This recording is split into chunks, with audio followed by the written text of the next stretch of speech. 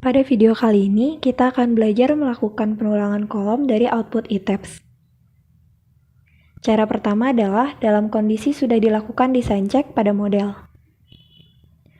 Jadi kita klik Display, Show Tables, lalu klik Design, Concrete Column PMM Envelope. Di sini bisa dilihat hasil dari design check ITABS. Yang harus kita perhatikan adalah kolom paling terakhir, yaitu PMM ratio or rebar dalam persen. Di sini kita klik kanan, lalu dapat dilihat bahwa nilai terbesar di sini adalah 1,14%, sehingga kebutuhan tulangan longitudinal minimum kita untuk memikul gaya dalam aksial lentur adalah 1,14%. Perlu diperhatikan bahwa persentase tulangan yang dikeluarkan dari ITABS belum memperhitungkan syarat strong column weak beam yang harus dicek kembali. Ini adalah hasil untuk tulangan longitudinalnya. Lalu kita close. Selanjutnya kita akan cari untuk tulangan sengkangnya dengan cara yang sama, show tables, tapi kita klik sekarang concrete column shear envelope. Klik OK.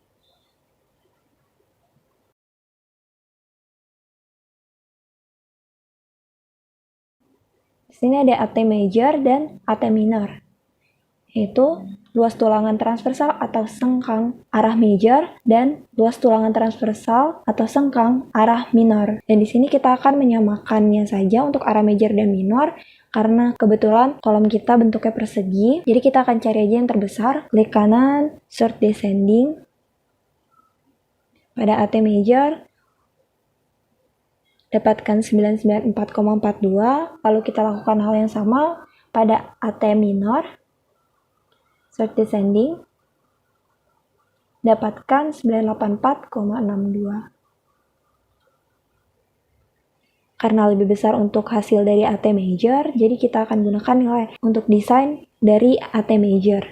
Tapi perlu diperhatikan bahwa sengkang yang ditampilkan pada ITABS ini belum memperhatikan kebutuhan confinement, jadi hanya memperhatikan kebutuhan dari beban gesernya saja. Sehingga untuk confinement-nya dilakukan desain terpisah berdasarkan SNI.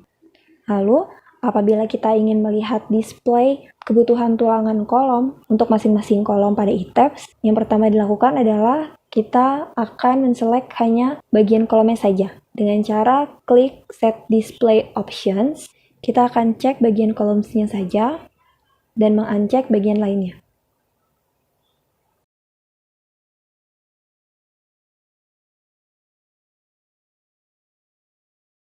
Klik OK.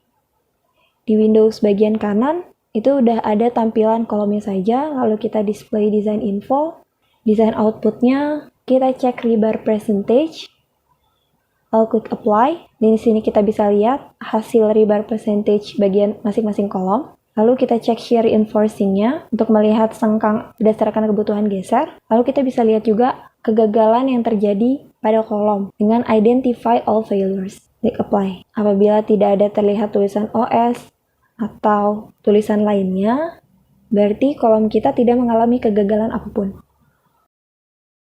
Dari hasil kebutuhan tulangan pada ITABS tadi, yang kita temukan adalah minimal harus 1,14%. Selanjutnya, kita akan mendesain tulangannya pada PCA Call untuk melihat konfigurasi tulangan yang sesuai dengan kebutuhan pada ITABS. Yang pertama harus dilakukan adalah klik Input, lalu kita desain Material Properties. Untuk konkretnya, kita menggunakan FC Prime 28, dan untuk F-Yield Reinforcing Steel-nya, kita menggunakan 420 MPa, lalu klik OK. Selanjutnya, kita input section properties kita, yang bentuknya rectangular, dengan dimensinya 800 x 800 mm, lalu klik OK. Dan selanjutnya, kita input reinforcement, all sides equal, karena bentuk kolom kita persegi, panjang sisinya sama di semua sisi. Lalu di sini sebenarnya dilakukan iterasi sampai didapatkan konfigurasi tulangan yang menghasilkan persentase di atas 1,14%. Nah, ini kita akan gunakan number of bars atau jumlah tulangannya itu 16. Untuk bar size-nya kita gunakan diameter 25. Untuk clear cover-nya kita menggunakan 50 mm. Ini harus disesuaikan lagi berdasarkan SNI. Lalu bar layout-nya tetap rectangular, dan cover 2 ini asumsinya 50 mm adalah sampai longitudinal. Klik OK. Lalu bisa dilihat di sini persentase tulangannya itu 1,27%, sudah di atas 1,14%. Sehingga konfigurasi tulangan ini bisa digunakan untuk kolom kita yang berukuran 800 x 800 mm.